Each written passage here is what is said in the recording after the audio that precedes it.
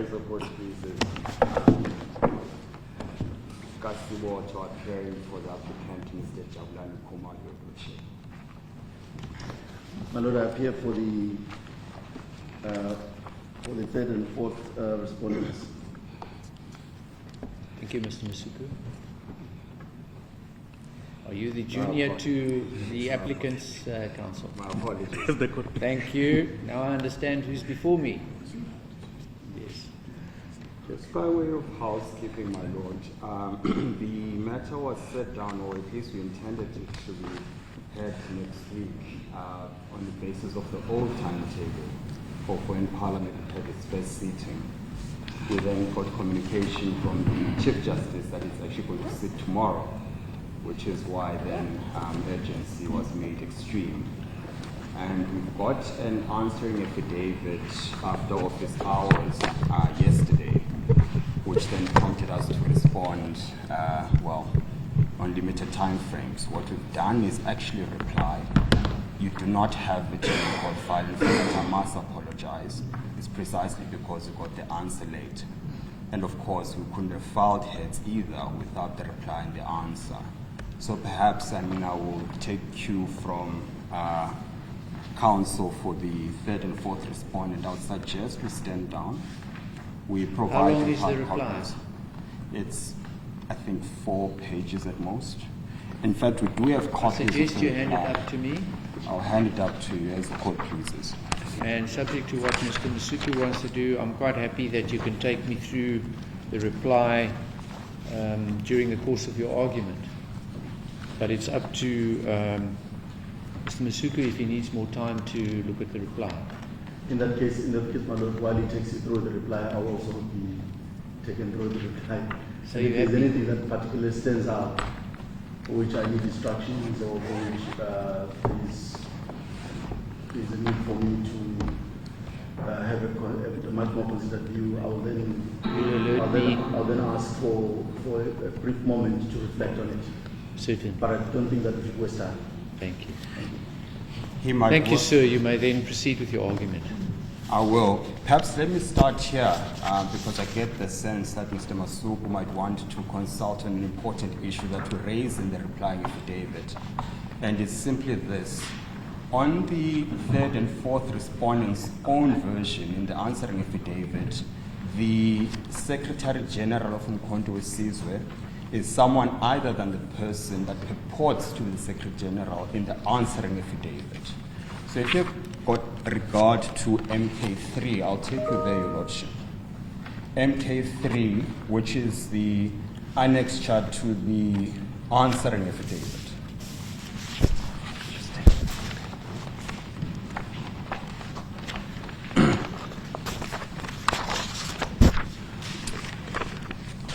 It's MK3, and it's an annexure to the third and fourth respondent's own affidavit.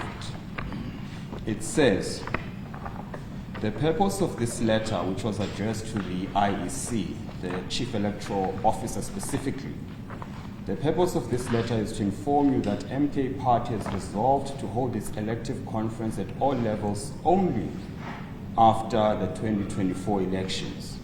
Until then, the party will be governed by the interim leadership code. And then it says, in line with the above, the MK Party via its ILC resolved 19 February 2024 to make the following amendments in respect of the particulars furnished in its deed of foundation previously submitted in terms of Section 15 of the Electoral Commission Act. And then it says under 3, Tando Peaceful Gyoto, Acting Secretary General.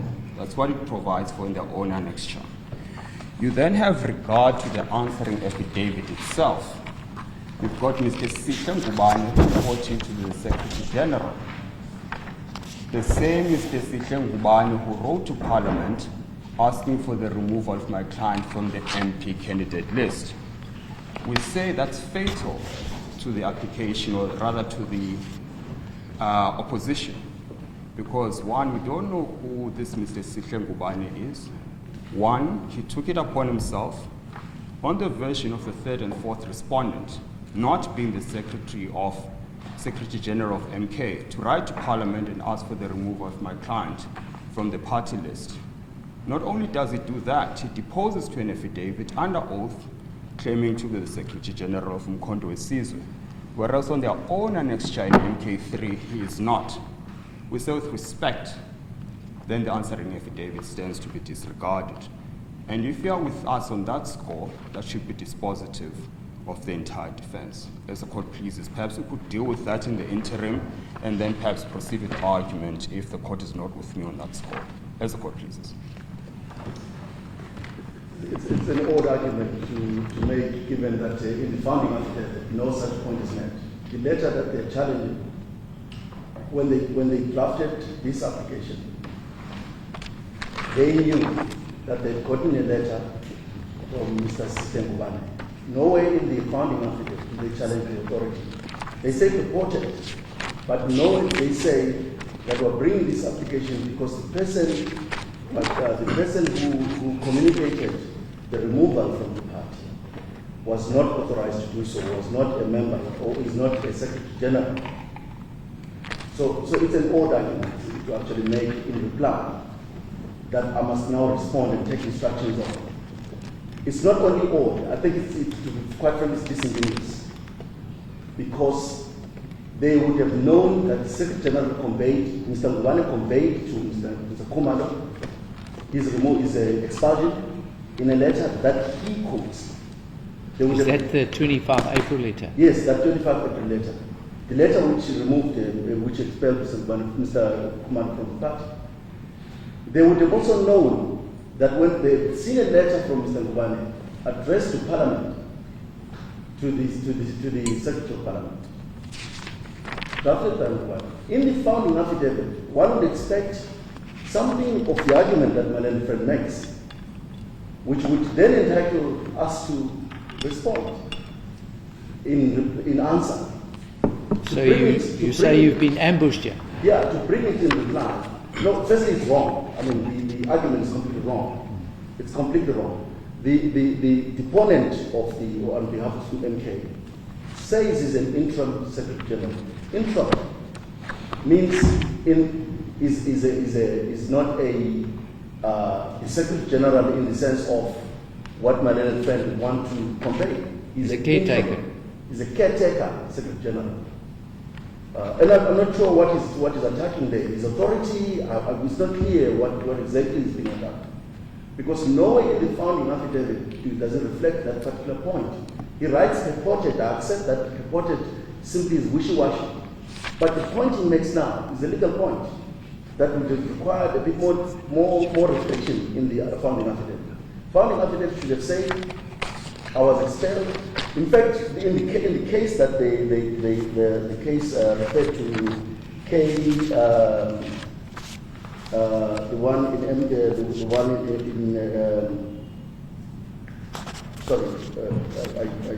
jumping to a case I referred to when I make my main argument.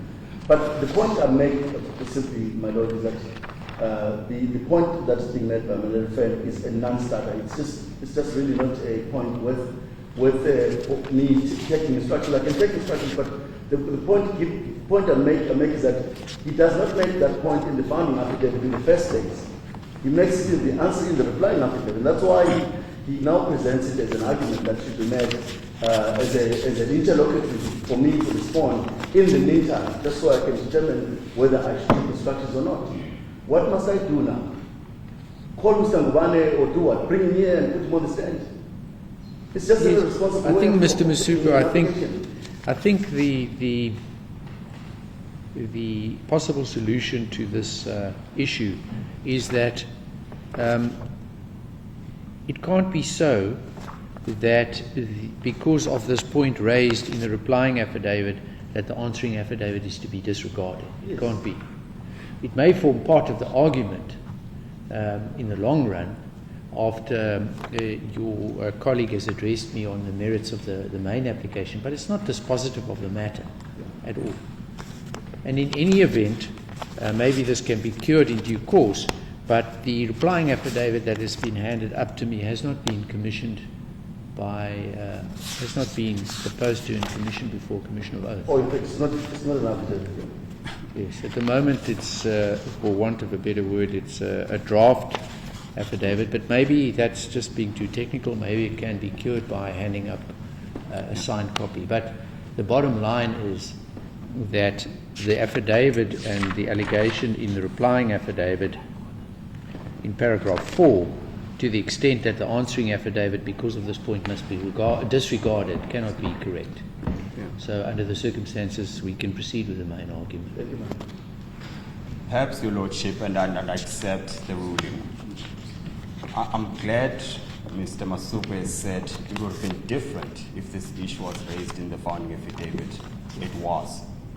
So if you have regard to page dated 46, First of all, before we get there, do you have a commissioned replying affidavit? it's on its way, Your Lordship. On its way. It's on its Okay, way. My thank you. apologies. All right, please refer me to the... It's To the- paginated 46. It's a letter addressed by Mr. Khumalo's attorney. And if you have regard to paragraph 3.1, and it's an annexure to the founding affidavit, Mr. Ngubane is not the Secretary General of MKP. It's raised squarely in that annexure to the founding affidavit. There is no response to that claim. So with respect, I accept Mr. Masuku's submission that it would have been different if we had raised it, because then that means there's no denial to it. And I'm suggesting it was. It's an annexure to the founding affidavit, squarely saying Mr. Ngubane is not the Secretary General of MKP. And there's no response in that regard. So with respect, it is not correct that this issue was raised for the first time in the replying affidavit. I'm in Your Lordship's hand. Let's conclude this.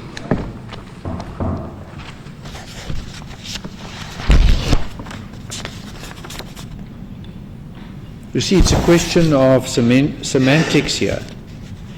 Have a look at paragraph 1 of the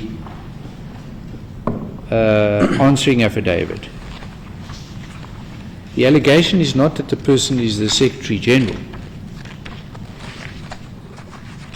The allegation is that he's the interim Secretary General. I suppose Your Lordship is testing the question of interim. Well, I think the Because point it was claims made that by Mr. Masuku Yes. that the deponent to the affidavit, the answering affidavit, was, want of a better word, a caretaker. It could So well I don't be. think it's dispositive of the matter. No, In any certainly. event, it's a clear dispute of fact, and it's difficult for me to determine on these papers this dispute of fact, because on the one hand, the allegation is that the person is the Secretary General, on the other hand, the allegation is that he's the interim Secretary General. So I don't think the entire matter can be disposed of on the basis of this limited argument. There I are mean, Your broader Lordship, issues and more important issues which are raised in both the notice of motion and the founding affidavit together with the answering affidavit, and I think we should get to those more important issues. I'm in Your Lordship's hand. Thank you. As the court pleases. What this case is not about is the expulsion or non-expulsion of Mr. Khumalo. This case is not about that. That's part B. What this case is not about is whether the IEC made the right decision in substituting my client with Mr. Zuma as party president. What this case is about is a very narrow one. It is simply this, and that is what we're asking this court to decide. Whether my client has got a prima facie right that is at peril or suffered actual harm to that right and does not have an alternative substantive remedy in due course, and whether the balance of convenience warrants the granting of the order sought in the notice of motion. It's that narrow issue. I make this point because there seems to be a conflation of issues here. I'm not asking you to determine whether my client was properly expelled or not. Neither am I asking you to decide the question that the Electoral Court has decided. And of course, what you'll see in the replying affidavit is that my client intends to appeal that decision as written to the Electoral Court to that effect. That's not the question before your Lordship. It's simply the narrow issue I've suggested to you. In the answering affidavit, points in limine are taken, and I want to start there before I deal with the substantive issues. One of them is questioning this court's jurisdiction. The argument goes, the Secretary of Parliament did not make a decision. The office of the Speaker is vacant. We should have gone to KZN. With respect, but for the Secretary of Parliament writing to my client saying, by operation of law, you're no longer on the list, this would not have been necessary. The order we seek, which is called an incompetent order, and I'll address you on that, is that you can't be asking of the Secretary to change anything because they're not a decision maker. We could well have an argument around what decision is, but the simple point is that but for his letter to my client, we would not be here. And he is a respondent in this matter, so with respect, your Lordship and this court has got jurisdiction to hear the matter. The second point that is taken by the third and fourth respondent again is addressed in the replying affidavit. And it is this. Lis pendens in res judicata, and that is why I wanted to narrow the parameters of the debate, because it seems to be a misconstruction, straw manning of my client's case. The argument is that the Electoral Court has decided the question. Well, with respect, it has not. The crisp issue before the Electoral Court was whether, in exercising its power in terms of Regulation 9, whether IEC correctly substituted Mr. Khumalo with Mr. Zuma. That was the narrow issue. Part B here is about the expulsion itself. You can't then say on the basis of the Electoral Court decision that came out yesterday, the matter is lis pendens or res judicata, because the cause of action and the remedies sought here are vastly and incomparably different to what we sought in the Electoral Court. And what we seek as well as a remedy here is an interdict pending the finalization of all those appeals. And I've suggested to your Lordship that my client has every intention to appeal and is written to that effect to the Electoral Court, and you see that in the replying affidavit. So with respect, nothing is to be made of the argument to the effect that the matter is lis pendens or res judicata. The remedies are simply worlds apart. I will deal with the issue of urgency as the last one. I want to deal with the other issue they raise, which is the incompetent relief that we seek.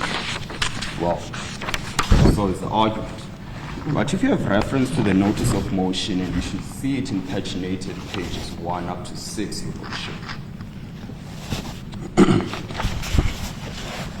The contention is that Prayer 2 is incompetent because it is not directed to anyone.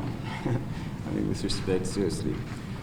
Directing that applicant be reinstated on the MKP parliamentary candidate list. Who confirmed he's removed? It's the Secretary. It must follow then that we're asking the Secretary to retract the letter. Then this court, of course, has got the powers in terms of Section 172 of the Constitution to make that determination. There is also an attack to our Prayer 3.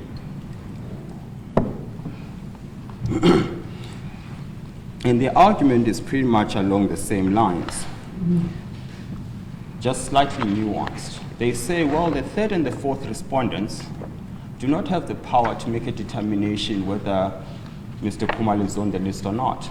Again, if you read the clause, or rather the prayer purposively, and applying your mind to what the affidavit itself says, is to prohibit Mr. Zuma and Umkhonto from seeking to remove Mr. Khumalo from the party list. Of course, if the interdict is granted, pending all these appeals. 1, the Electoral Court appeal. 2, Part B. That is all paragraph or prayer 3 seeks to achieve. So with respect, those prayers are not incompetent. You've got the powers, with respect, Your Lordship, to make a just and equitable remedy. To the extent that you find in favor of my client that an interdict is warranted, it's of no utility to my client if Mr. Zuma can just write another letter, and again, Parliament, without, by the way, consulting with my client. Because what would have happened, and what you'll see in the papers, is that Mr. Ngubane, whose authority is being challenged, writes to Parliament saying we have followed all internal processes in terms of removing Mr. Zuma. The Secretary does not say, Mr. Khumalo, here's a letter we've received. Do you have a response? They don't even provide him with the letter, by the way, Your Lordship. He then receives for the first time a letter from the Secretary saying, by operation of law, you are no longer on the list. That's the first time he learns about it. He writes back to Parliament and said, well, I mean, the proper thing to have done is to ask me what my version is. It's in the public domain. Everyone knows. And I'm asking this court to take judicial notice. It's in the papers, as a matter of fact. We have annexed the affidavit in front of the Electoral Court where there's a clear dispute around the leadership of MK. The least rationally acting the Secretary should have done is, do you have a response to this? They can still make a determination, but surely after the fact that, well, after having consulted my client, having brought the letter to his attention, asking him to respond. That does not happen. And all we are simply saying is, it will be of no utility to my client to say, yes, here's an interim interdict, but I will allow Mr. Zuma to remove him again, notwithstanding the fact that there's Part B and an appeal to the Electoral Court decision. Finally, I want to deal with the question of urgency on the preliminary points. The argument is that, well, why now?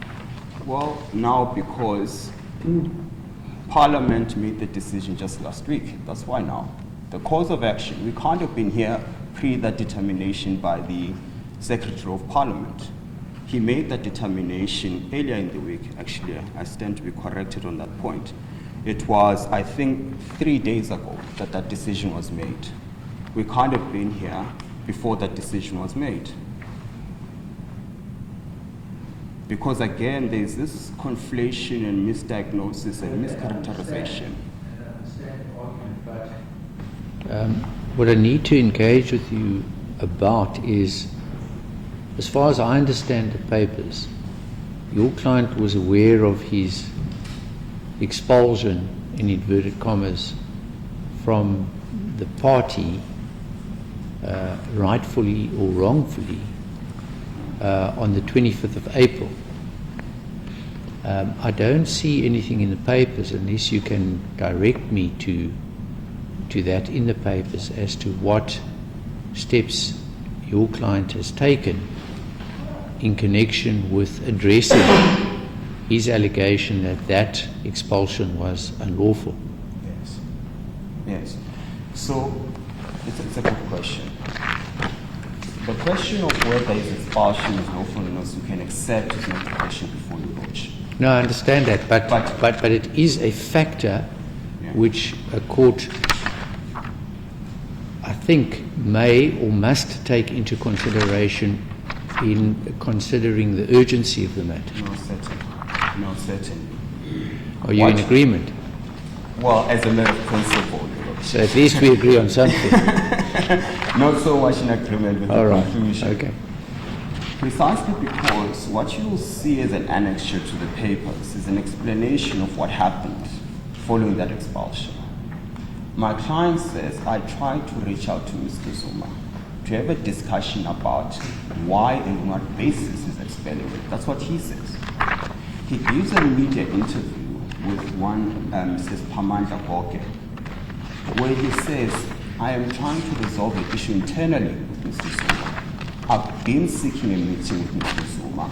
I'm awaiting that before I take any action. Because you'll understand the ethos of Rule 41A, for example, the idea behind mediation, you do not burden the courts unnecessarily when you've got internal remedies. He says, that's what I seek to do.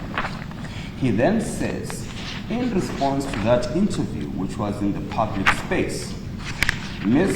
Dudu Samudla Zuma tweets, "There will be no meeting or love back with Mr. Khumalo." At that point, then it becomes clear to him that there's nothing he can do either than to approach courts. And when was that tweet sent? That tweet was sent, please just find it for me. It would have been 2 weeks or a week before the Court matter, which is of relevance. I'll just confirm the date of the tweet.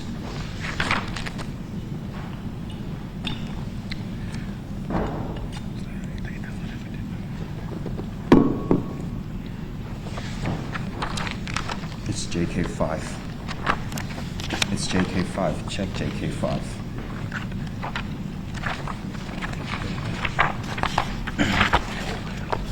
I'll confirm it for you just momentarily, Your Lordship, but it would be JK5 to the papers. And that was a couple of days before the Constitutional Court matter, which Mr. Khumalo wanted to involve himself in as well, as means of trying to resolve the issue with Mr. Zuma. I'll confirm the date momentarily. Perhaps it's of moment. I should be doing it now. But the claim is at paginated 58. 58. Where he says at paragraph 31, "I further advise Mr. Gopi that I intend to meet with Mr. Zuma in this regard, and in fact made many attempts to do so. To my dismay, Mr. Zuma's daughter, Ms. Duduzile Zuma Sambudla, publicly responded to my comments as follows. Just checked President Zuma's diary, and there's definitely no meeting scheduled with former member of MK, Jubulani Khumalo, tomorrow, and there's definitely no room for laugh back." Do we have any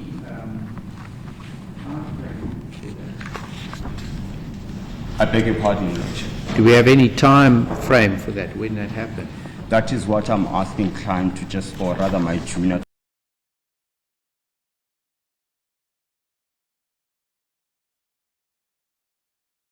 in front of the Electoral Court and the Constitutional Court as well. As soon as it does that, I'll confirm with you, Your Lordship. But the simple point is, he tried to exhaust that internal remedy, and there's no dispute around it, by the way. So there's no denial of that fact. And the tweet itself was attached, and I'm asking my junior to try harder in finding it and quicker, please. And what you will see is that a week after that, there's an application brought to the Constitutional Court. And Mr. Khumalo tries to vindicate his rights by being part of that process. I mean, of course, he was not heard ultimately. But 6 days later, he then brings the application to the Electoral Court on advice.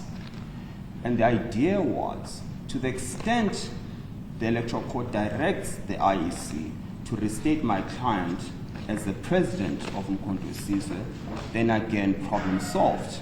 Because then he's back on the boat again. Whether that was good advice or not is besides the point. The question is, how did he act? When did he act? Did he act expeditiously? Did it take too long? And we're suggesting he exhausted, or at least attempted to exhaust, the internal remedy. He sought recourse in the Constitutional Court. He sought recourse 6 days later at the Electoral Court. So it can't then be that he did not act with due urgency. What you'll find in the answering affidavit is a claim, and it's certainly in the judgment of the Electoral Court itself. It says, well, he knew about the forged letter on the date it was forged. But his very version the entire time has been, I did not know of the forged letter. Why did he not know? Because the letter purporting to be his resignation was not written by him. Neither was it sent by him. What is common cause fact is that it was not sent by him. It was rather after the IEC invites Mr. Khumalo to give a position as to whether he wants to resign as party leader and have Mr. Zuma as party leader. They write that email to him, copying Ms. Zuma Sambudla. He's not the one who responds. Ms. Zuma Sambudla responds and removes Mr. Khumalo from the list of people who will be receiving the response, which is his purported resignation. So he did not know about the letter. until such time that the IEC put it in the public domain, that Mr. Zuma has been the party leader as of the 10th of April, to his shock and dismay, frankly, because he knows he did not give that version, or rather did not ask the IEC to act in that manner. I don't want to argue the matter, it's just for purposes of context, that Regulation 9 says only the party leader may effect a change to a party leader that is registered with the IEC. And then a letter comes, and it's common cause that is sent by Mr. Zuma Sambusha, not Mr. Khumalo. And in that email, it's common cause Mr. Khumalo was not copied. How then can it be argued that he knew as of that date? The point I simply seek to make is urgency kicks in as of knowledge of the problem. That's the totality of the submission I'm making with respect to your Lordship. And I'm saying, as soon as he found out, he wrote a letter to the IEC dealing with the issue of internal remedies. Not only did he seek to engage Mr. Zuma, he wrote to the IEC saying, I did not write the letter. On what basis do you effect a change without confirming with me? Particularly because you yourselves know that the email came from Ms. Dudu Sambush. On what basis then do you take a version without at the very least calling me to confirm the contents of the letter? That's all he says. What's rational in those circumstances where you as the IEC say, I am effecting a change on the basis of letter I've received, not from the party leader, notwithstanding Regulation 9 saying it must come from the party leader.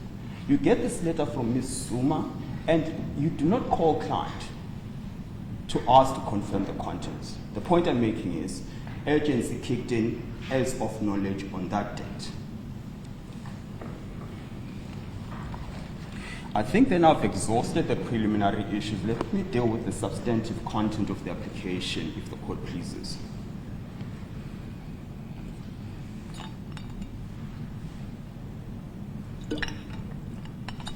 What you'll find in the founding affidavit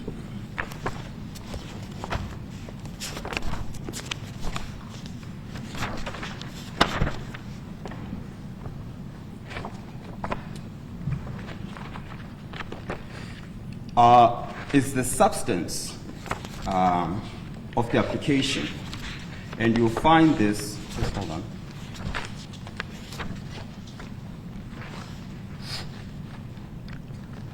The basis for the urgent relief that is sought. He is claiming that I've got a prima facie right. And I think that's an important point to make, because what your Lordship does not have to find is whether the right in fact and in law exists. That's not your determination to make, it's a determination perhaps for Part B. It is sufficient that, and as a matter of fact and common cause, he was on the candidate list of MK. Prima facie, then he's got that right to be a member of parliament. What is common cause is that he was a leader of MKP, registered as such with the IEC. Prima facie, he's got a right to lead MKP. This is not space to discuss the politics, as the court was invited to do in the Electoral Court. It's a simple question of law. Was he a party leader and registered as such with the IEC? The answer is yes. He's got a prima facie right in Section 19(1) of the Constitution, which says you've got the right to form a political party and to campaign for it. He has formed a political party, and that has been common cause up until the dispute before the Electoral Court. That right is of no moment if then, as we'll argue in Part B, you just expelled without any process whatsoever. So prima facie has got that right, and it's being violated by Umkhonto by expelling without due process. So if you accept those rights, prima facie, then I submit he has established the first requirement of prima facie right.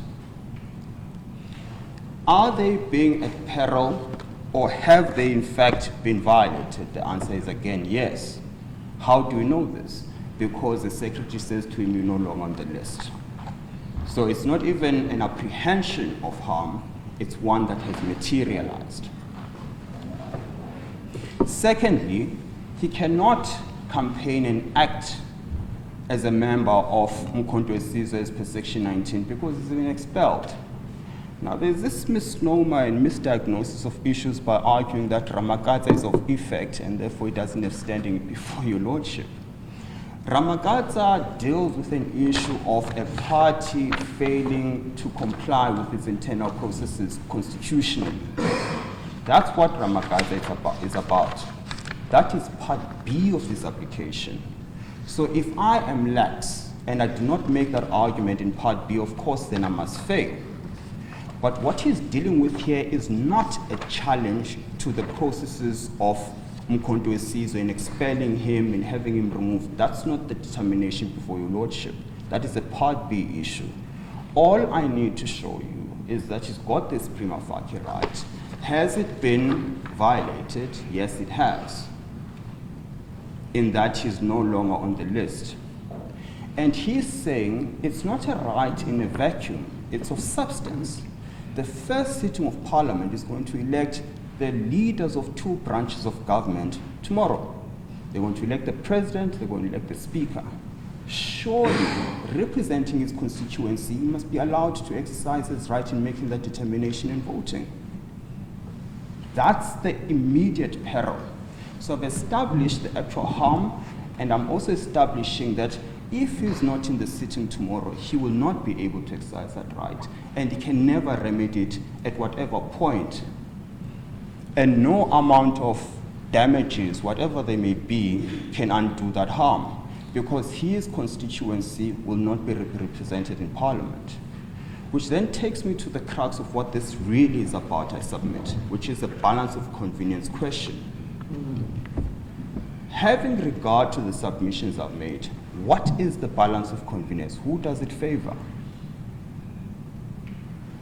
I say with respect my client, Mr. Khumalo, because him sitting in Parliament tomorrow will be him representing his constituency. What potential harm is there for MK if he sits there? Forget the politics, forget the personal issues between Mr. Zuma and Mr. Khumalo, which I submit is the actual reason he's being removed. It has nothing to do with anything else.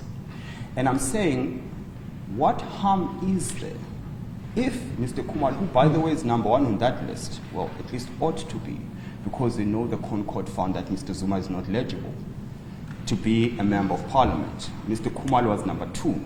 By default, then he moves to 1. So we're not talking about a backbencher, we're talking about an integral part of Umkhonto weSizwe. We can all have a debate, perhaps, on a sundowner about what effect and what numbers MK would have had if Mr. Khumalo was the leader. We can all have that debate.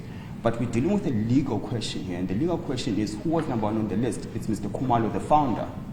Now, I'm saying, if you then appreciate that, you can appreciate the difficulty of him having a remedy later on in time, where it's declared that he's entitled to be a member of Parliament, but he will have missed out on all these important decisions. What harm is there to be suffered by Umkhonto weSizwe or Mr. Zuma for that matter, particularly because they themselves had put him on that list as number 2, not Mr. Khumalo himself, but the leadership, including Mr. Zuma. When I say leadership, because I'm pretty sure Mr. Masuku is going to take me up on that and say, you see, you've just called him leadership. I mean it in the political sense of how they refer to themselves. It's a fact of the matter that Mr. Zuma is influential within Umkhonto weSizwe. But the question still remains a legal one. Was Mr. Khumalo on that list? Yes. Was he number 1 on the list following the Concord judgment? Yes. Is there an important decision to be taken tomorrow? Yes. Does Mr. Khumalo have a constituency? Yes. Will it be prejudice if he's not there? Yes. Will he get a remedy at a later stage? I cannot comprehend one that can undo him missing sitting in Parliament. So the balance of convenience I submit with respect to Lordship favors the granting of the prayers that are sought in the notice of motion.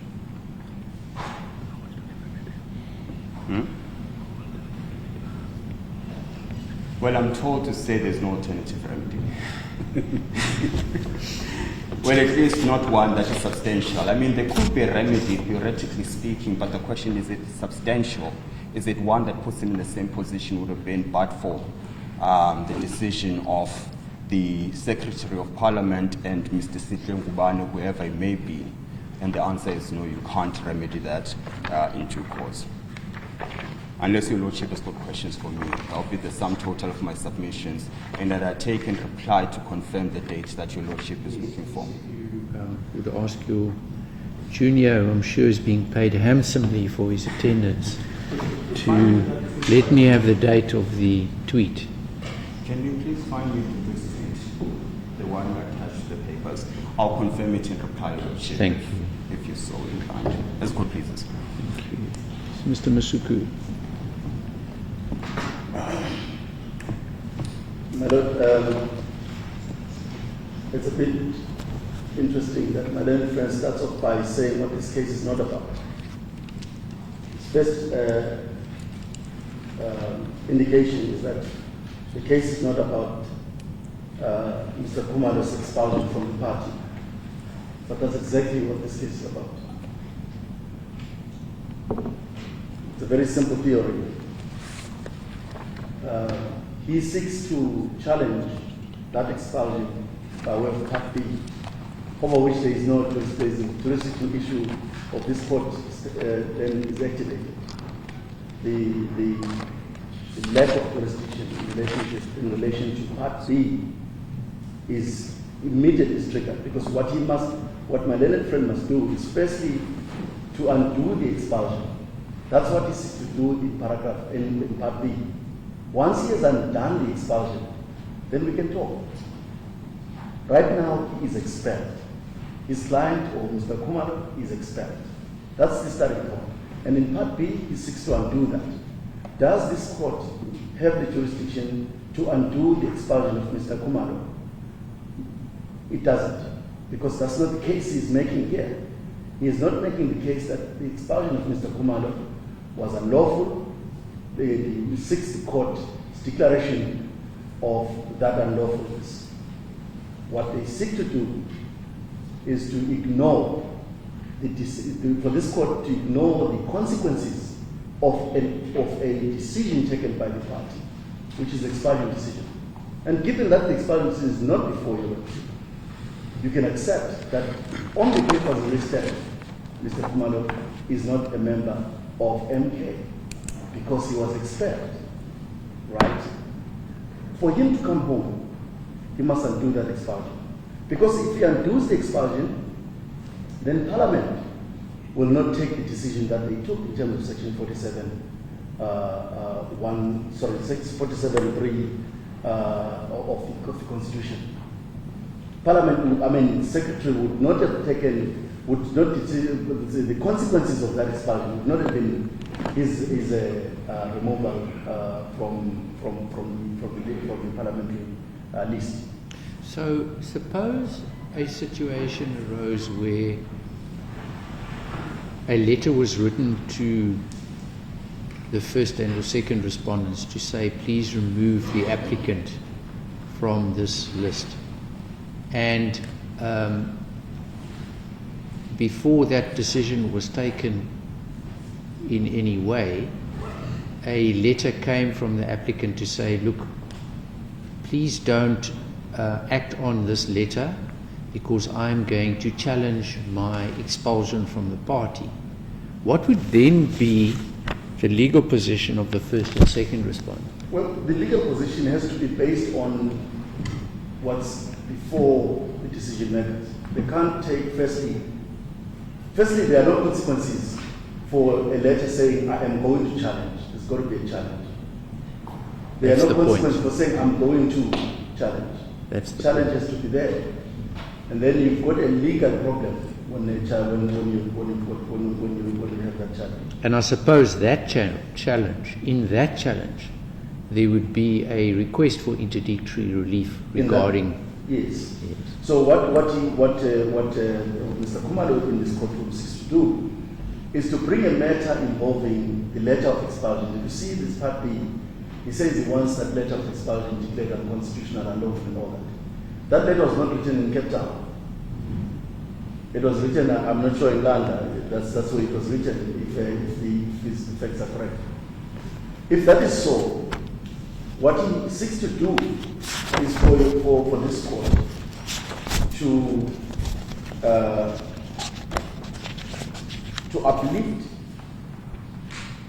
a consequence of law. In other words, to say to the Secretary of Parliament that, or say something, we'll talk about this with Secretary of Parliament for a moment, because there's no order directing the Secretary of Parliament to do anything. That's why they're probably not here, because there are no orders against them. See, in paragraph 1 of Part B, a declaration is sought against the third respondent. Yes. So in a way, it's an... But nothing to do with the first and second respondent. Yes. And how I've reasoned around is to say, firstly, there is a letter of expulsion, which is dated the 25th of April, or the 26th of April, it appears as and there is a communication of that expulsion on the 26th. You'll see that in a letter on page 70 of the papers. That's where expulsion from MK. That's from the Office of the Secretary General. And it's a Comrade Zethu, that's who the person comes from. Now, what he seeks to do is to protect the right that he has not perfected in claiming. In other words, he says, I've been expelled. The consequence of the expulsion, and my learned friend has got difficulties accepting that, is that if they're expelled from the party, Section 47, Section 47.3 says a person loses membership of the National Assembly if that person ceases to be a member of the party that nominated that person as a member of the National Assembly. So that's by operation of law. That by operation of law. That's what it is about. So what you have here are facts that clearly against you. You've got a letter of expulsion from the party, which he says he wants to challenge in Part B, right? But that doesn't give him a right. The fact that he seeks to challenge that letter of expulsion doesn't give him right. It triggers other problems, one of which is agency. While on the eve of the convening of the National Assembly, are we here?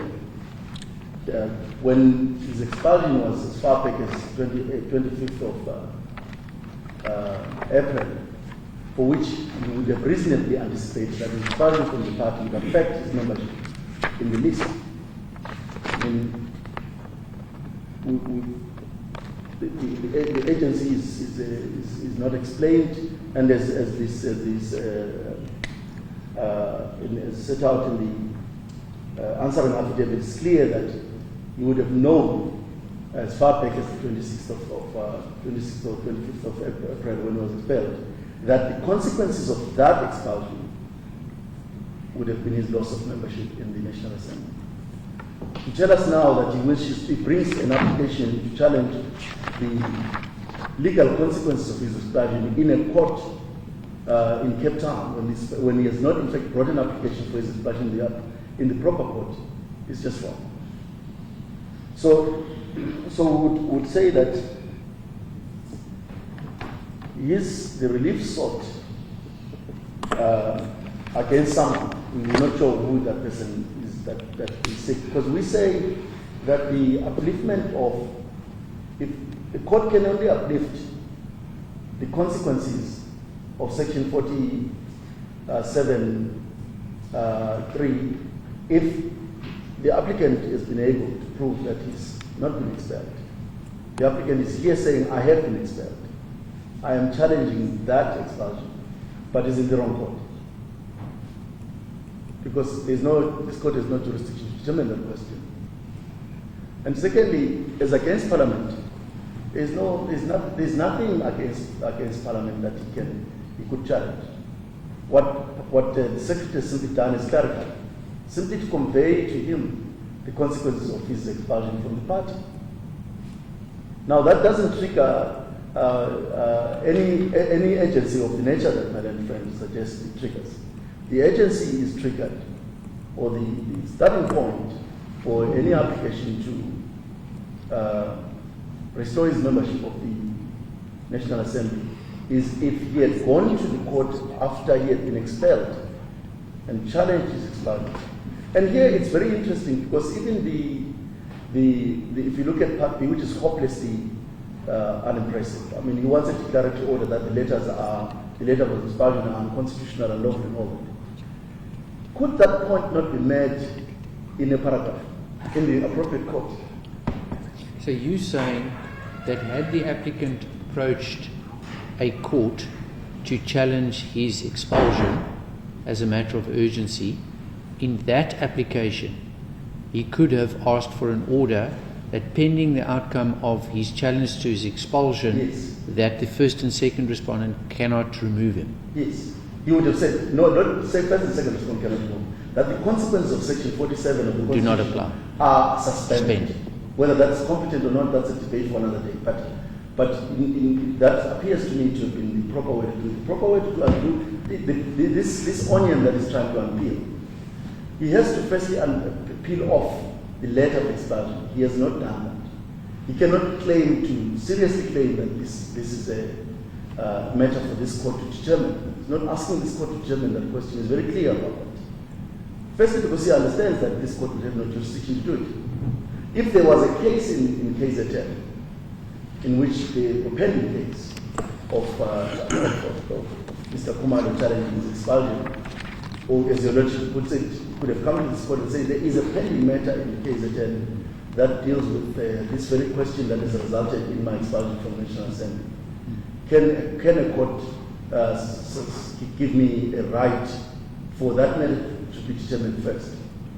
But to bring on this, under this agency, I mean, I was instructed last night, to bring this kind of matter under this kind of agency is a bit not the way to do it. But this case is bad for many reasons. So before we move on to that, Mr. Masuku, can I just ask you this? In paragraph 2 of Part A, I suppose I should have asked your opponent, but it says directing the applicant be reinstated on the MKP parliamentary candidate list as number 1, pending Part B application judgment. Okay, we've dealt with that argument. But then it says, and pending the Electoral Court judgment, including the appeals, if any. So, what do you say, how is this application before me today in any way influenced by the judgment by the Electoral Court yesterday, taking into account that the relief that is sought in paragraph 2 has the words, including the appeals, if any, and we've now been informed that an appeal is going to be launched? Well, the case of the Electoral Court case puts paid to Mr. Khumalo's claim to membership of MK. Essentially, what the court does is, I'll find it now on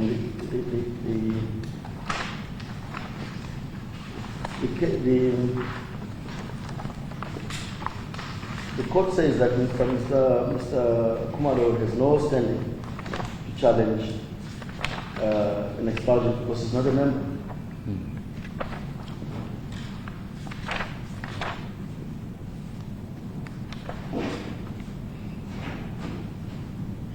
Right. So in a way, what the court does is it rejects Mr.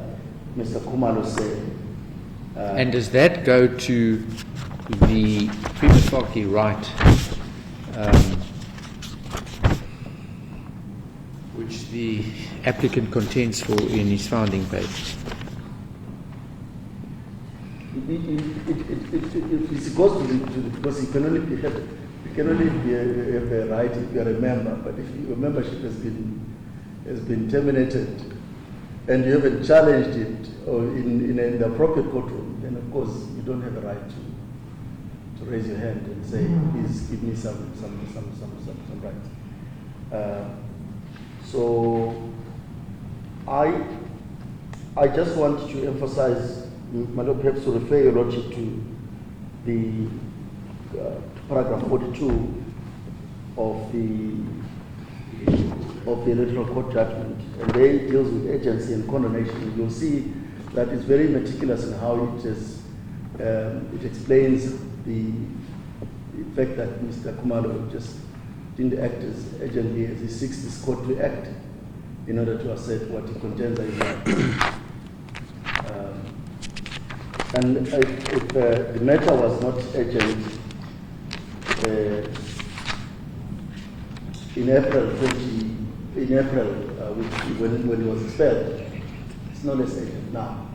You can't wait from April and then come on the eve of the convening of the National Assembly claim a right he does not have. Because in order for him to show up in Parliament tomorrow, he must first provide, he must first prove that he's a member of the NK. Unless he hasn't done that, he can't claim membership. He cannot claim membership or claim to be a member a member or who should be on the list of the NK. Then I just also want to refer to my vote counts versus the Speaker. It's a 2016 Volume 1, SA 132. That's in paragraph 33. There, the court makes it very clear that our constitutional order places the key to elective office and executive power in the hands of political parties. Members of the National Assembly and provincial legislatures are not directly elected, nor is the President and the Deputy President. The same applies to provincial and national executives. Under the current electoral system, it is political parties and parties alone that determine which persons are allocated to legislative bodies and to the executive. If you cease to be a member of that party, that nominated you lose your membership of that legislature. Right, and of course the court goes on in paragraph 43 to say that compelling considerations led this court in Ramakatsa, which is a very good judgment to look at when one is looking at the nature of our electoral system or the centrality of political parties. And it says the judgment's key findings are that they are the veritable vehicles of the Constitution has chosen for facilitating and entrenching democracy, and that they are the indispensable conduits for the enjoyment of the right given under Section 19. So if Mr. Khumalo cannot show you membership of this party, he cannot ask you to protect him from what's happening tomorrow. What you have right now is his expulsion, his intention to do something about his expulsion. But if you look at his intention, it's in Part B in this court. And the question is, does this court have jurisdiction to deal with Part B? We're correct that this court doesn't have jurisdiction because the state of the state. Now that means you don't actually have anything on which to assist Mr. Khumalo, because the requirements for an entity of the nature of Mr. Khumalo wish to have is if he was here in court saying, I have prima facie membership because I've challenged the loss of membership in court. I'm going to establish that I am correctly on the list of the NK and I should be considered to be a member who should be sworn in tomorrow.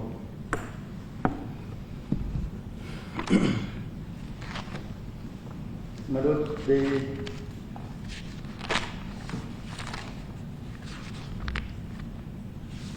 as I in our answering affidavit, we have seen from paragraph 7 the point of jurisdiction and dealt with that point of jurisdiction.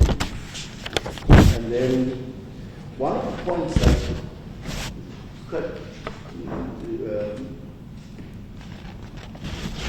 on this issue of jurisdiction is that it's clear that what Mr. Khumalo seeks to do is to have a basis on which Section 40, the operation of Section 47.3 should be suspended.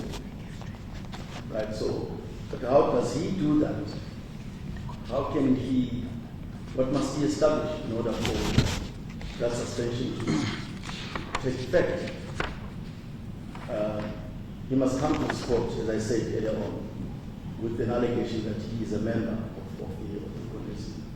But we know he is not, because you will see immediately in Part B that he seeks membership and he seeks to be reinstated.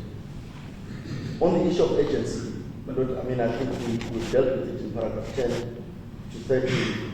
Clearly, if his knowledge of when he was expelled, which is the real problem for him is this expulsion. He was expelled in April. He's here in court on the eve of the very short truncated papers, and he can't seriously claim that the trigger for this application was the letter of the National Assembly. He would have reasonably known as an aspirant member of the National Assembly what requirements of being a member are. He would have known about Section 47, as he knows about other sections, for example, of the Constitution. He would have definitely known that Section 47 says once you've lost your membership of party, in the party, you lose your place in the National Assembly.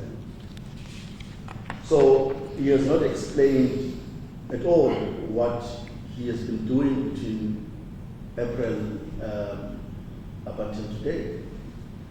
Today he brought in a reply affidavit, which means that he had to work, my little friend had to work until the early hours of the morning trying to put together that reply affidavit. That's urgent. Someone has to be dying, basically, to attract your attention right now. And Mr. Khumalo is not in that position of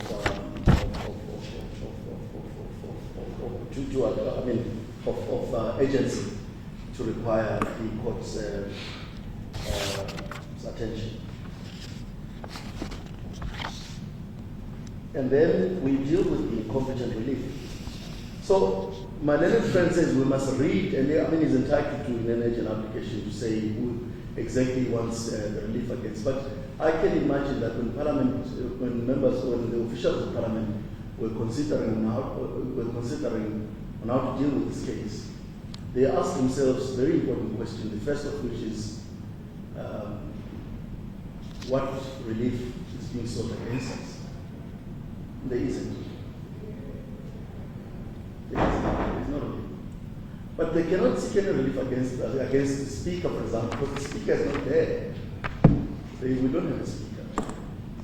They cannot seek an order against the Secretary of Parliament for simply conveying consequences of Section 47(3). So it's not clear exactly how he hopes the relief as he has framed can ever be considered competent.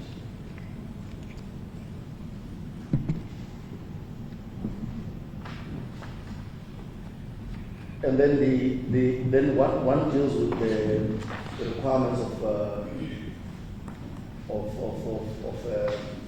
an interest.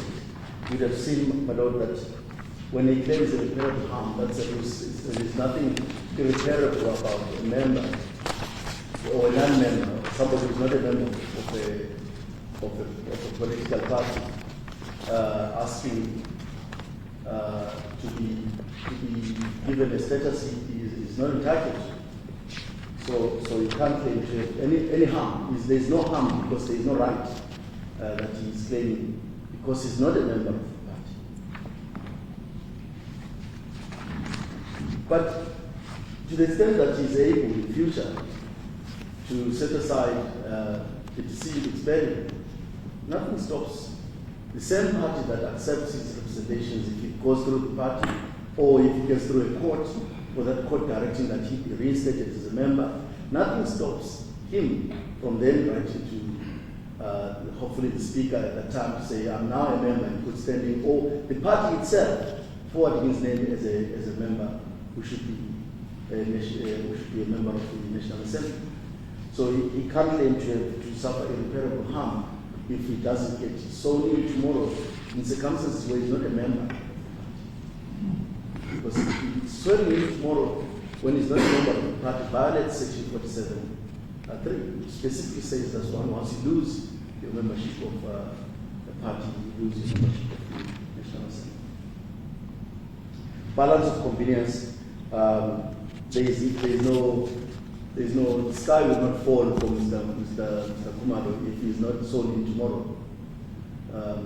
There will not be a hurricane, or there will not be anything particularly spectacular if Mr. Khumalo is not, except for obviously politics and the ethics of politics, which your Lordship has no concern about. There is absolutely no basis on which you can say the balance of opinion favors putting a non-member of a political party to be a member of the National Assembly. That can't be a good way of seeing the balance of convenience. This, I listened carefully to my learned friend trying arguing the case I was involved in. And because my friend, Mr. Dali, was involved in it, I sort of know that most of the arguments he was making are arguments he should have made.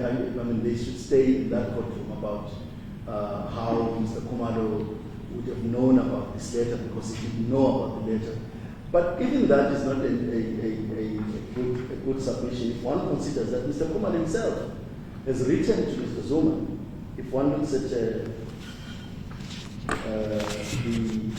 communication Mr. Khumalo sent to Mr. Zuma, where he specifically said to Mr. Zuma, but you can't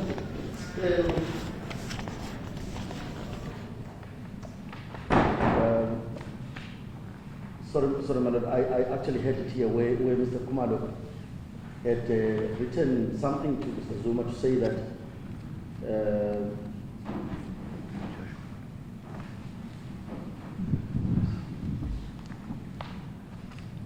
yes, it's actually in the judgment, not in the affidavit. It's in the judgment.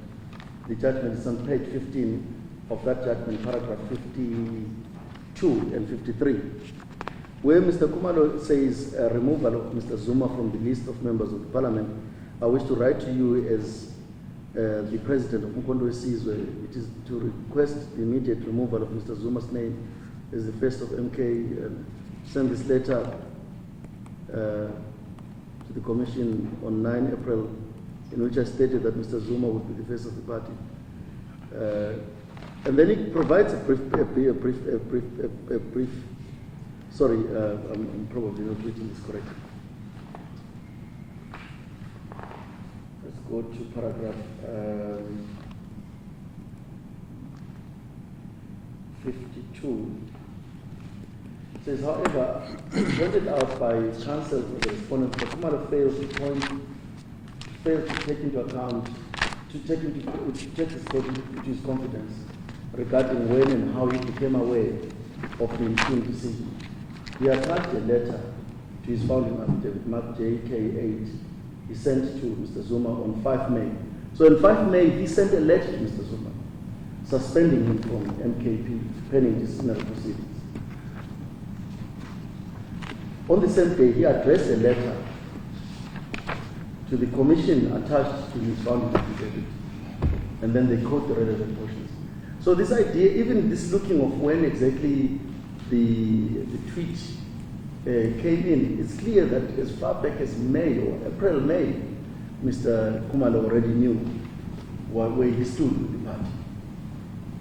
There is no basis on which he should be in this courtroom today seeking urgent relief of the gravity of the nature of relief he seeks is extreme, because it involves suspending the operation of a constitutional provision or provision in the Constitution. And for him to be able to do that, he needs more than just saying, I want to do certain things, or I want to have the declaratory order. So when this case, my Lord, especially after the judgment of the Electoral Court came in, this case should have been, this is a hopeless case. It's really a hopeless case. And in trying to save the applicant, Mr. Khumalo,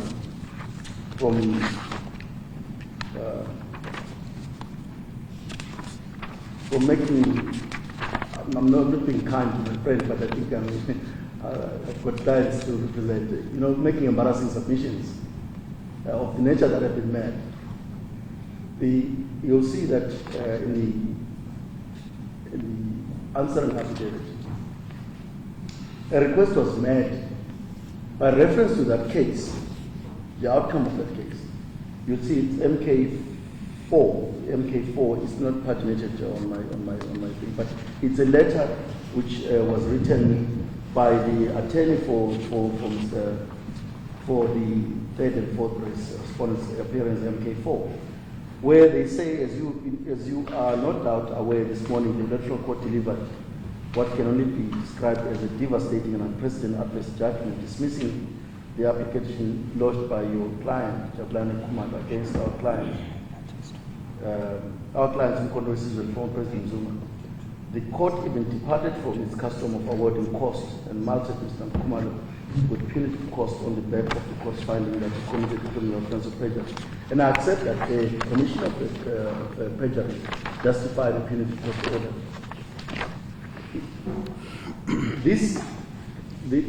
And then they invite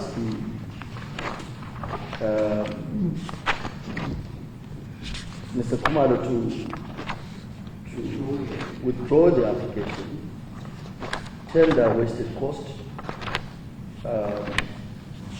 on the attending client's case, and attend to the removal of the matter from the road without the need of counsel appearing.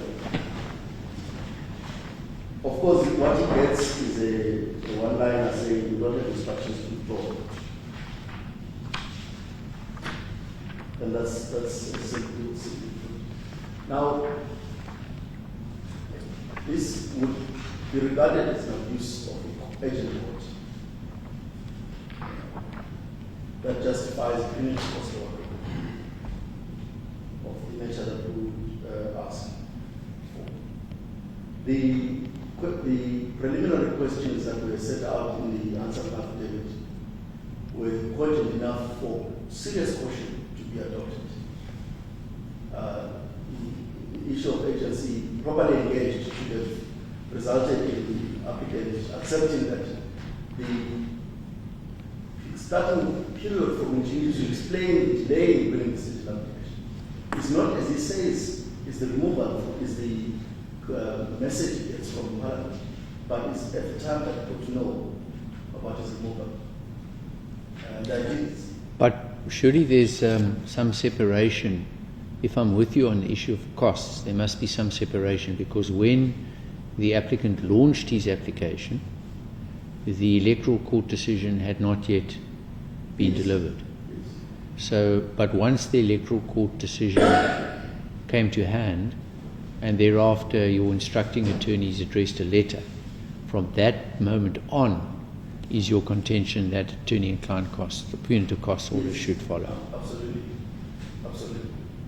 Because it is an abuse of the agent court. I mean, I'm sure you're actually have more cases to deal with that are deserving of agency than a case of an applicant who wants to go to Parliament when he knows that he doesn't deserve to be in Parliament because he's not a member of the political party.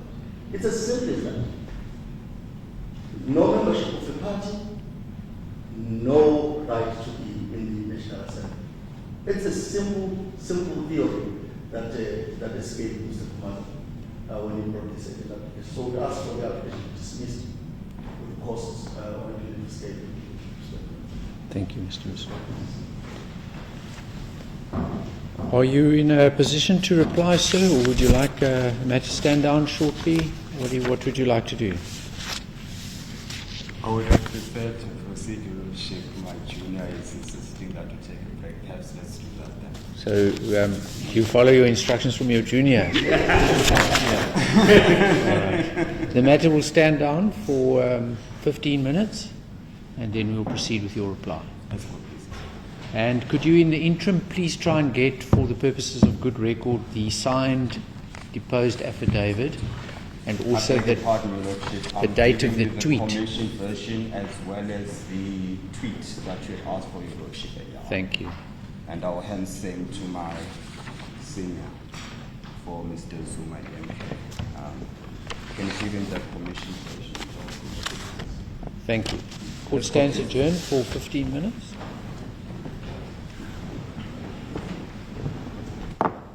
Thank you. As the board pleases. I'm going to start with the fundamentals. And I restate my initial submission that the merits and the demerits of the expulsion and what happened at the Electoral Court are of no moment. What this court has to decide is whether at the face of it, without doing more in terms of analysis, does he have a right? I've proposed 3. The engagement of the court with the legal representative for the 3rd and the 4th respondent was to the effect of, what does the Electoral Court decision mean? It's of no moment, because what is determined there has nothing to do with Part A and Part B here, which is a rebuttal to the lis pendens res judicata argument. All the Electoral Court says is the IEC did not misdirect itself in changing the party leader as registered. That's all it says.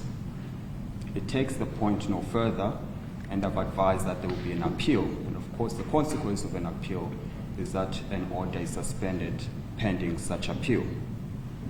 That's what this court has to decide. At the face of it, merited or not, is there a prima facie right? And I suggest there is, because he was on the list and was removed from the list. He's entitled to be in Parliament and was removed from that list at the face of it. What is of moment is also Schedule 1A, Schedule 19, Item 19, Schedule 1A of the Electoral Act. Because what it provides for is when you can supplement a party list. And it says if you're going to do that within the first 12 months of the declaration of the list, that change must happen at the end of the list. So again, there's a prima facie right because the number 1 candidate is being moved in this instance. We are saying if Mr. Khumalo comes right eventually on that score, if he comes right with the expulsion, reversal, no remedy is going to fix him being absent representing his constituency from electing the president of the country. You can never fix that. Similarly, if he's right in Part B, if he comes right in the alternative, by the way, with the Electoral Court appeal, and he's reinstated as a Member of Parliament, that can never be fixed. This court should not detain itself with the merits and the demerits of what happened when he was being expelled. It is a placeholder to vindicate his potential win later on. That's all this court needs to do. Whether it believes his version, whether it finds in his favor in Part B, should not be the question. There's a challenge to the issue of urgency. We've provided this court and the legal representative for the 3rd and the 4th respondent. On the 28th of April is when Ms. Zuma Sambula says there's no scope for us meeting, following these internal remedies that Mr. Khumalo wanted to satisfy. He then says, and it's common cause, on the 5th of May, he writes to the IEC another internal remedy that he seeks without burdening the courts. That's what he does on the 5th of May. There is no positive response from the IEC. They write to him on the 7th of May saying, well, we received the letter. There's no reason we should believe it is not your letter, despite the fact that he actually doesn't send the letter. It's common cause, and that Mr. Khumalo is not copied. That's what happens on the 7th of May. He is in court, the Constitutional Court, on the 10th of May, seeking to vindicate his right. On the 16th of May, he's in front of the Electoral Court. Now that matters, whether badly advised or not. His understanding is, if I am reinstated as the party leader by the IEC, for all intents and purposes, it follows as a matter of law that I'm a member of MK. You can't be president without the natural consequence of you being a member of that party. He says that's the approach I choose to take. Badly advised or not, that is his position. It therefore is of no moment that the expulsion challenge comes in Part B, because what he seeks to achieve in Part B is effectively what was sought to achieve at the Constitutional Court and at the Electoral Court. So that he knew about his expulsion late April and didn't challenge it, nothing turns on that if he chooses one pathway to achieve the same effect, which is his reinstatement as party president within the IEC. That is what he sought to do. And what we know from the decisions of ISROC Trading, as well as, I'll list all of them and then give a principle. It's ISROC Trading, as well as Hopkins versus Mendek Proprietary Limited. The principle there is, when dealing with the question of urgency, the court finds, and it's at paragraph 196 of ISROC Trading versus Eagle Valley Granite. In my view, the delay in instituting proceedings is not on its own ground for refusing to disregard the matter urgent. A court is obliged to consider the circumstances of the case and explanation given. The important issue is whether, despite the delay, the applicant can or cannot be afforded substantial redress at a hearing in due course. A delay might be an indication that the matter is not urgent, as the applicant would want the court to believe. So it qualifies what it says, but the basic premise is this, and perhaps I should read this extract as well. And this is now the decision I made reference to earlier on, Mendek decision. The explanation is by no means now they're dealing with the question of explaining urgency. The court finds in paragraph 27, the explanation is by no means granular in detail. However, it is a cogent and, in my value judgment, suffices to cover the bulk of periods of the delay, albeit not every single aspect or day thereof. It is nevertheless accepted that, taking into account the length of the delay, the steps earnestly pursued by the applicant in attempting to effect service, the inexplicable conduct of Mr. Fesse was a subject matter that partly caused the delay in service. Again, the point is there is no burden on my client to, in granular detail, set out what was doing at 2 on 28 April, and then the minute after, the day after. It's not that detailed, it's a value judgment. I am suggesting to your lordship that he has given an explanation of what is done since he knew that Mr. Zuma will not give him an audience. He wrote to the IEC another internal remedy that is sought, having not come right with Mr. Zuma. He then says, I received a response from the IEC on the 7th. What does he do? He goes to the Con Court immediately, which sat on the 10th. The Con Court does not give him an audience. What does he do? On the 16th of May, he approaches the Electoral Court. Now, if he's given that explanation, with respect, there's no basis to argue that he was derelict in his conduct.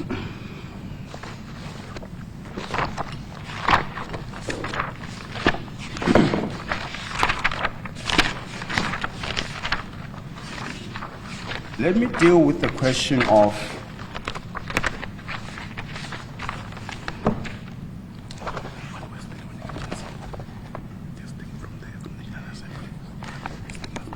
my junior is assisting me here with paginated page 72, which is a letter from Parliament, the Secretary of Parliament, where they say the only time we'll effect the change to Mr. Khumalo being back on the list is if the court orders so. We're not here out of our own volition. We're told by Parliament we should come here. And that is precisely what has happened. They say your only remedy lies with court. By the way, Parliament itself had said, well, we did not know, because the challenge to Parliament was, well, why didn't you send the letter to Mr. Khumalo? Why didn't you let him know about this letter from this Mr. Jubulani, whoever he may be? Why do you not grant him a right to reply? That is a prima facie right that has been violated. The Audi principle. He's not granted that. Parliament then responds as, oh, we did not know about the urgent matter before the courts. But, well, we've made the decision now, but we'll abide the decision of court. That's the stance of the Secretary of Parliament. We'll not oppose your application, we'll abide the decision of the court. And we say, well, then that's precisely why we're here, because Parliament told us to come here if we want a remedy.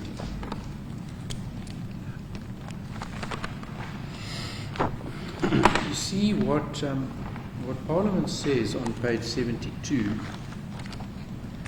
in the last paragraph of the first page, or the last, I only have it's only one page. The second last paragraph of the letter.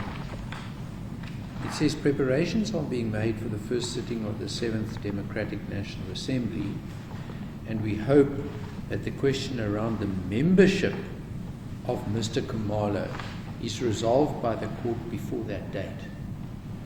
Now, I'm not in a position here as we sit to resolve the membership of Mr. Khumalo in and to the fourth respondent. No, absolutely, Your Lordship.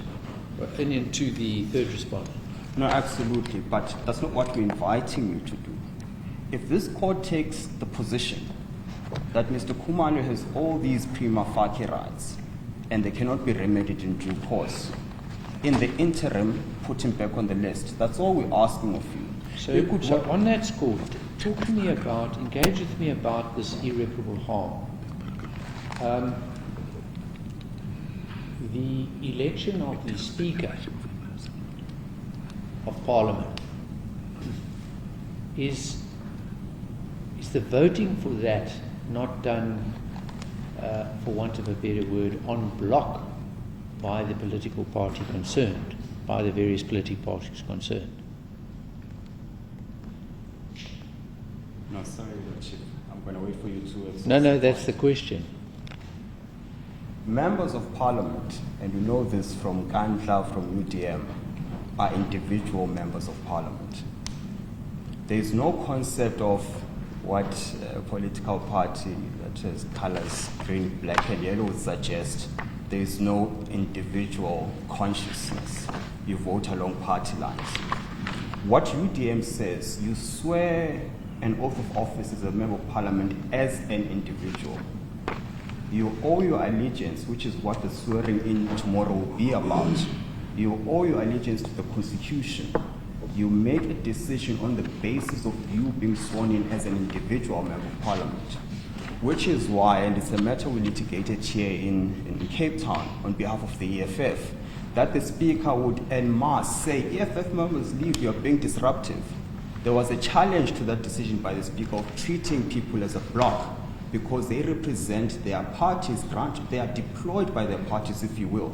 But their function is to act independent of their parties on individual convictions, owing their first obligation to the Constitution, not the interest of the party. The point I simply seek to make is... So the irreparable harm will relate possibly to one vote? Well, insofar as Mr. Khumalo is concerned, it could well be inconsequential. I accept the point. It could well be inconsequential whether it's there or not. I'm prepared to make that concession.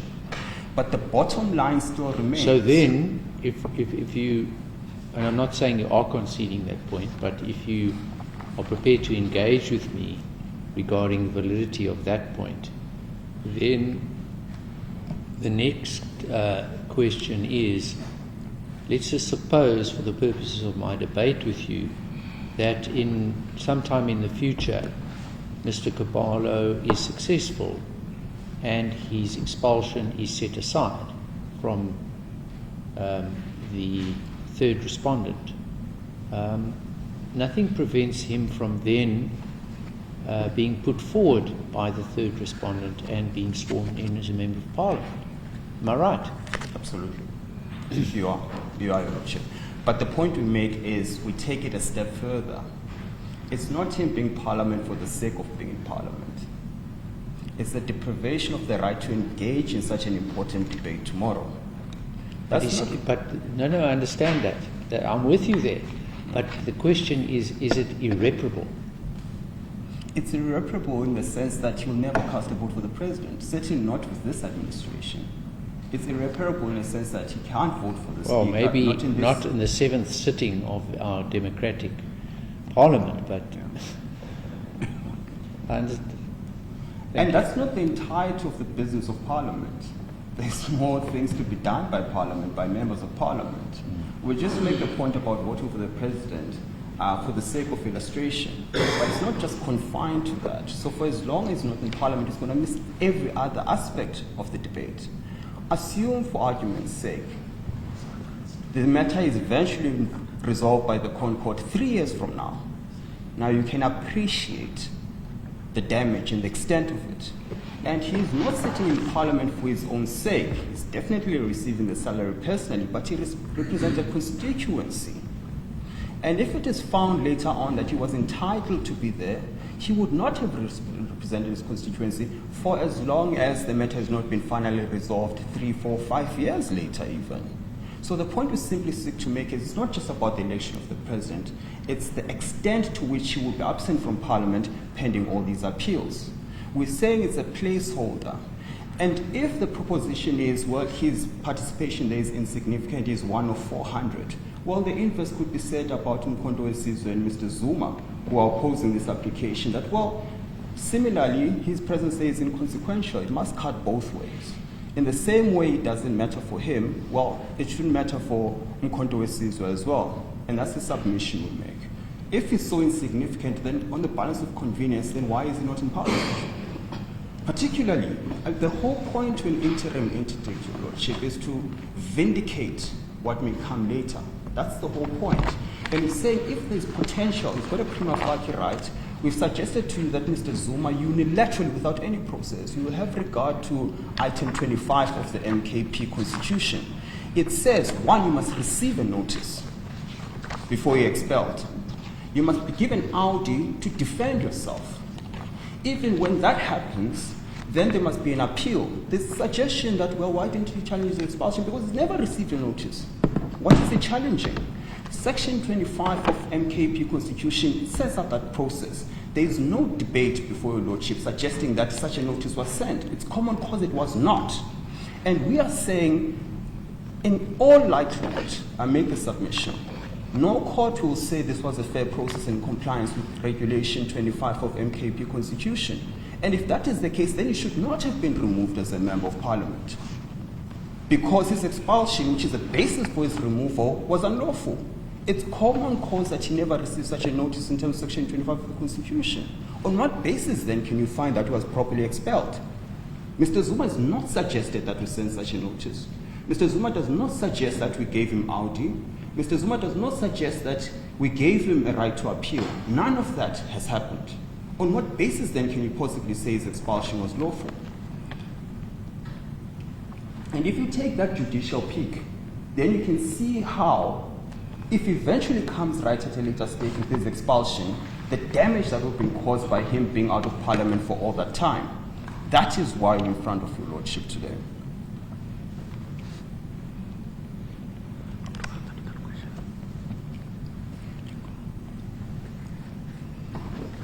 On the point, Your Lordship, you were making earlier on that it's about the membership of Mr. Khumalo. It's not membership in a party, because if you have regard to the last sentence at page 72, Parliament explains what they meant by the reference you've given me on the same page. They say, meantime, the administration of Parliament must follow the legal prescripts pertaining to the membership of the Assembly, not of the party. So what they're inviting us to do is we must sort out the question of membership in Parliament in front of Your Lordship. And then they say we abide with the decision of this court to the extent that you're saying there must be this interim order putting Mr. Khumalo back pending the appeal processes. So it's not a question of membership within the party that Parliament is talking about, it's membership of the Assembly.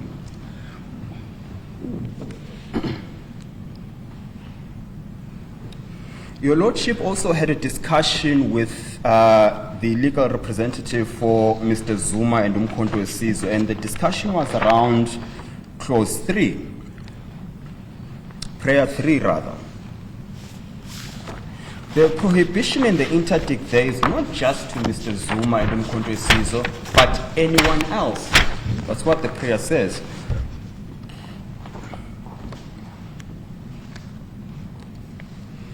So the interdict and the prohibition doesn't just relate to Mr. Zuma or Nkondowesizwe, but anyone else. By extension, the Secretary of Parliament, because ultimately he's the one who confirmed the position as he reads it. In any event, of course we're in the right court, because the Secretary of Parliament, or at least their office, is within this geographical jurisdiction. And there's a point taken to the effect that we don't have a speaker. Well, that's not to our knowledge. As you understand it, there's an acting speaker. But even if there's no actual warm body in that office, the respondent cited is not an individual, but the office. So it's of no moment that there's no warm body occupying that office, because ultimately it's not in his personal capacity that we seek these orders. It's in that office that we seek these orders.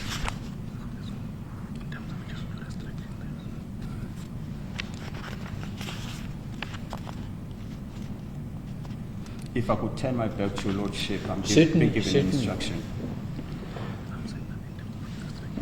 Mm-hmm. Mm-hmm.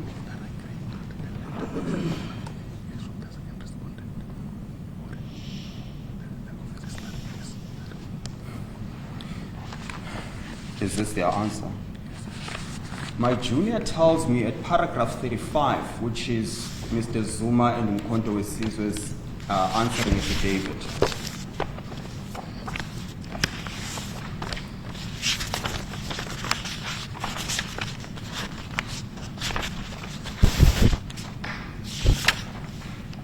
Mr. Zuma and Inkundla themselves say the removal by the second respondent. They themselves say that.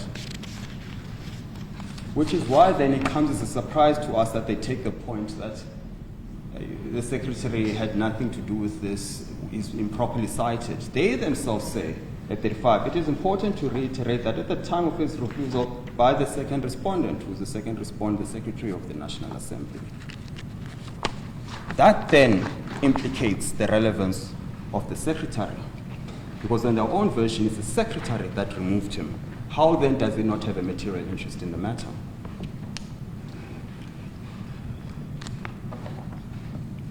And if we put on that score, how then does this court not have jurisdiction?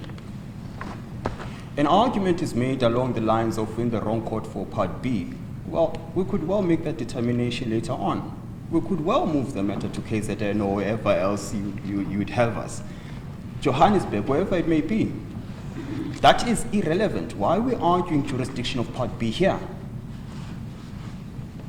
It could well be a sound argument when Part B is eventually heard by this court, that we're in the wrong court. Let's debate the merits and the demerits of that at that stage. What is indisputable is that we're in front of a proper court for purposes of Part A. I respectfully submit. I'll deal with three last issues, Your Lordship, and I'll invite the bench to ask me questions to the extent they have any. The claim is that the letter by the Secretary is a mere clerical function. With respect, it's not. Because, as Hoekstra would tell us, if you make a decision that has an external legal effect, that is not a clerical decision. It's a decision for purposes of parja and certainly for purposes of legality. Because he is not changing the typo of a name. He's not putting someone in list 2 when, well, even that is substantive. The point I simply seek to make is, as a consequence of that letter, Mr. Khumalo is no longer in Parliament. That can't be clerical with respect. It can't be. It's a substantive change that removes Mr. Khumalo from Parliament. But for the letter of the Secretary, Mr. Khumalo would have been in Parliament. It is a consequence of that letter, whether it's an ex lege issue or not, and is confirming a legal position. The submission is a humble one, which is simply that, but for that letter, Mr. Khumalo would have been in Parliament tomorrow. It can't then, with respect, be just a clerical function that he exercised. He confirmed a position in law. A confirmation of a position in law can't, on any construction, be said to be clerical.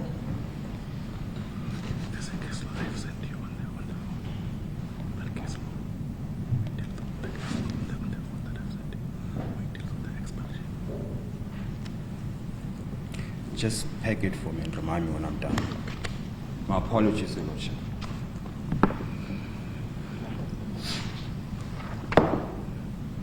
I'm skipping through my notes because I think I've dealt with some of these aspects. I do not want to belabor the point and detain the court unnecessarily. If you could just bear with me, Your Lordship.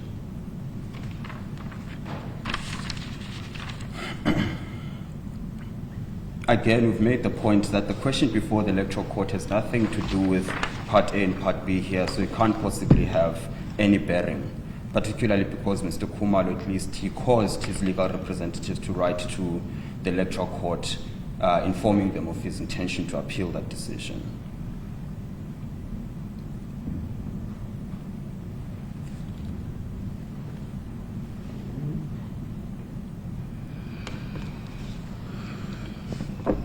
And with respect, Your Lordship, every submission that was made on the merits and the demerits of Part B with respect can't be of moment here. The confines of the debate should simply be, are we here at the right time? Question of urgency, that's what you have to decide. You have to decide whether you've got jurisdiction to hear the matter. We say, of course you do, because on Mr. Zuma's own version, the decision to remove Mr. Khumalo was by the Secretary on their own version. So of course then, your jurisdiction is triggered. As to whether we're right or wrong on Part B in terms of jurisdiction, you reserve that for that court. I mean, because then while we're there, if you can make that determination yourself now, we're not inviting you to do that. And I've made the point around when you can effect a change to a parliamentary list. Schedule 19, Schedule 1A, Item 19 of the Electoral Act provides that you can only amend within the first 12 months at the end of the list. You certainly can't remove the number one candidate. Whether there is merit to that argument or not, again, Your Lordship, you don't have to determine now. All Mr. Khumalo is suggesting is that there is that prima facie right on the cold reading of that provision. And if you accept there is that prima facie right, you must accept it's at peril now. In fact, it has been violated, if you will, because now he's removed from that list. That's all you have to decide. Whether there's merit to it or not, it's sufficient that there's that prima facie right and there's that prima facie argument.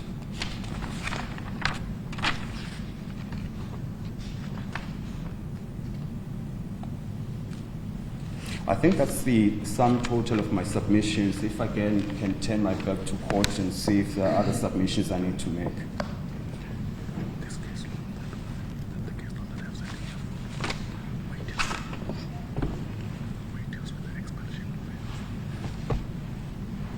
I'm going to go on a limb here and run the risk of regretting it later. I'm just going to read what I'm told to read. I don't even know what the submission is. It's the decision of Shunmugan and another. It's paragraph 15 of our Heads of Argument. Have we ended up our Heads of Argument? Not yet. Okay. It's a decision of Shunmugan and others versus Newcastle Local Municipality and others.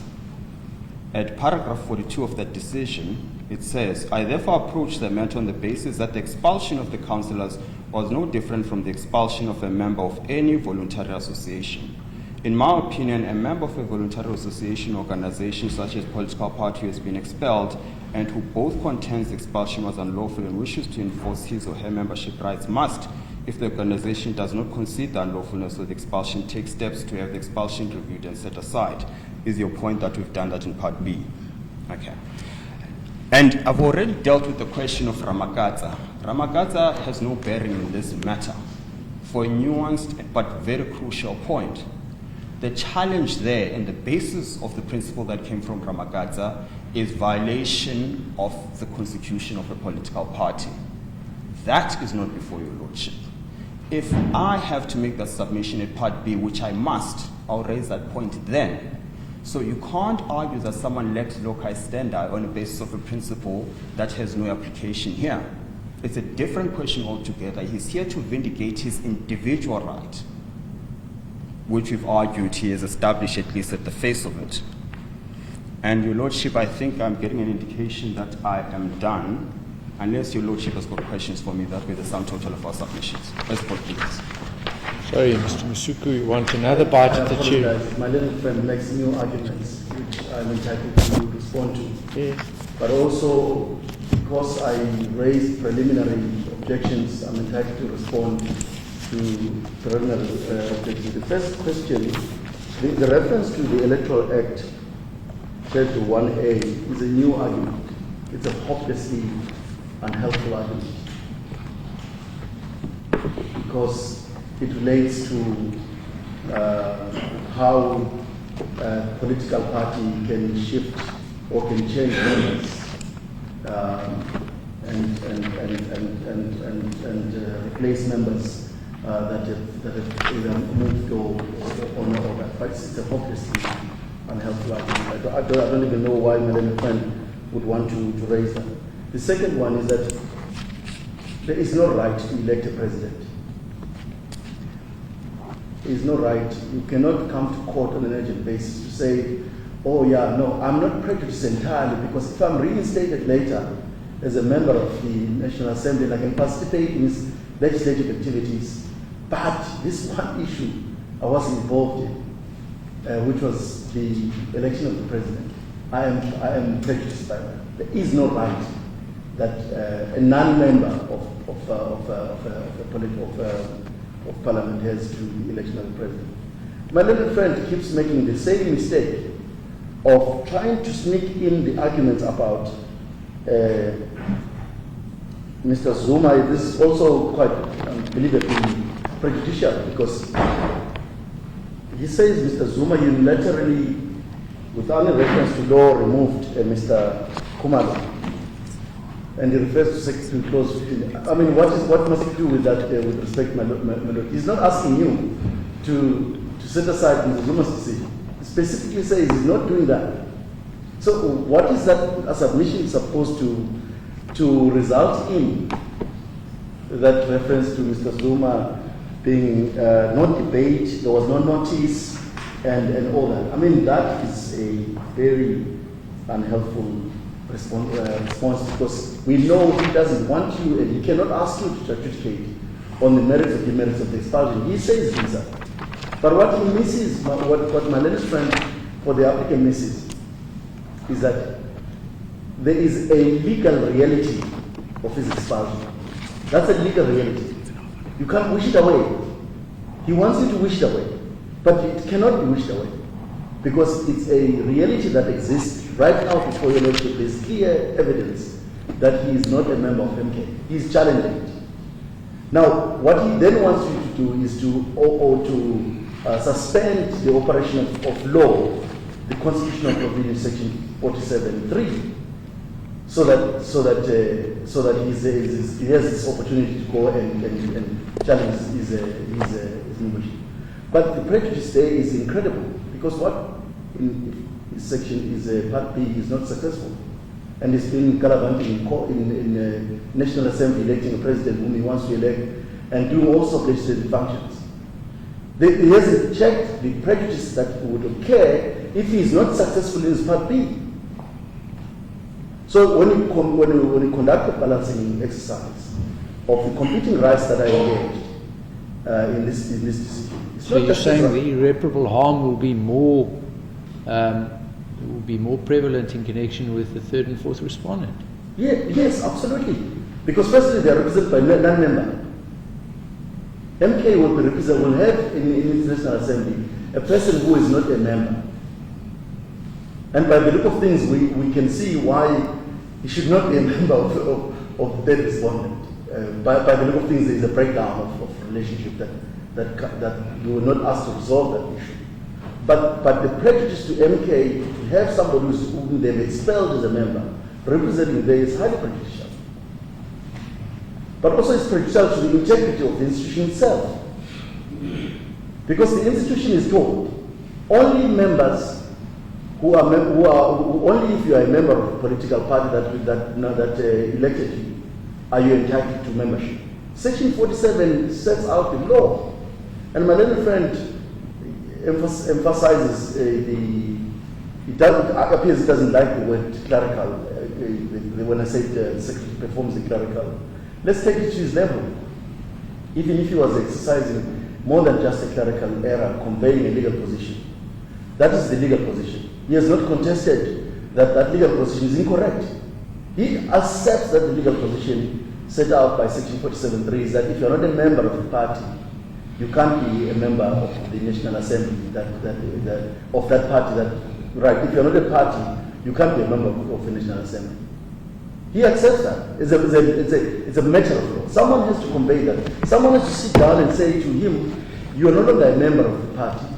We're not buying you the ticket, we're not getting you the accommodation to come to the National Assembly. Someone has to write. It doesn't take, it's not an administrative or it's not a high level job, let's put it that way. Once it's established, that Section 47 established a position of law that binds the national legislature, that's what your lordship gives effect to. That's what my learned friend's client also must give effect to. If he's not a member of a political party, he must not come here and ask to be installed as a member of a National Assembly when he has not removed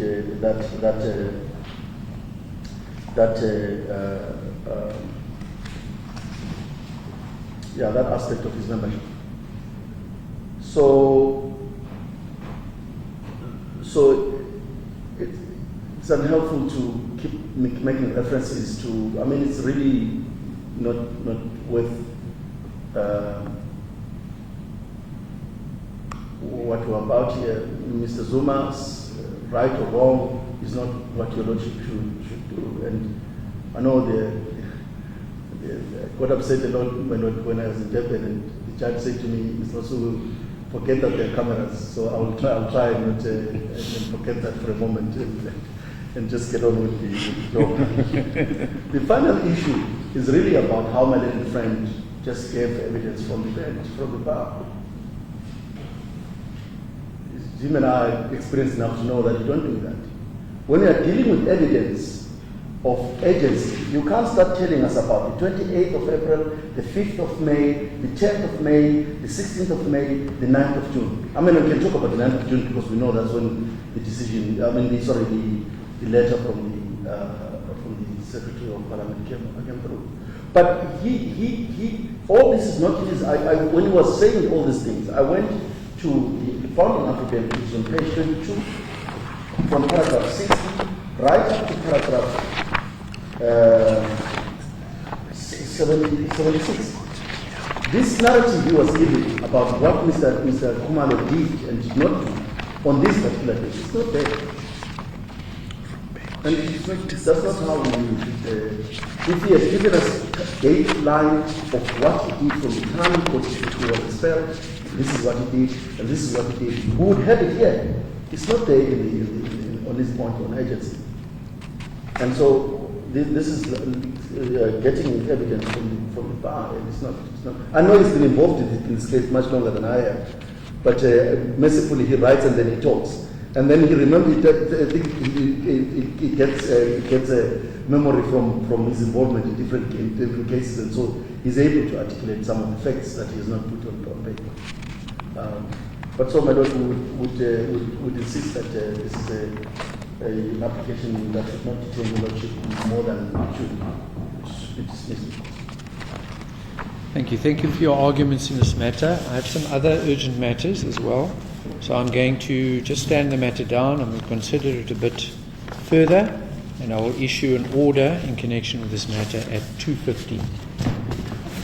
If I may, Your Lordship, without it, I just want to respond to one point, if I may. I'm accused of making submissions and giving evidence from the bar.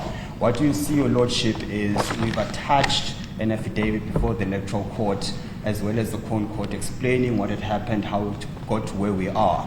It's not in the body of the founding affidavit before this court, but it's annexed, and we specifically ask that it be read as incorporated. So including the argument around why am I talking about Mr. Zuma? Well, I'm talking about Mr. Zuma because you have to take a judicial pick of the prospects of my client's success before you can grant an interim order. And we're simply saying, if you look at the fact that, again, it's there in the affidavits that he was not sent a notice, it's never been contested in any court, in all likelihood his expulsion will be reversed, as the court pleases. No, that's also wrong. My little friend is not correcting anything, he's making it worse for himself. Because he attaches only the founding affidavit. There was an answering affidavit to those to those papers. There were answering affidavits. They are not there. And if you want to be balanced, put the answer to the founding paper, put the answering affidavit, so you get a full picture of what we're talking about. It's unhelpful for us to argue this. Thank you. Thank you, my lord. We'll make an order at 2:15. Yes, lord. As concludes. Court stands adjourned.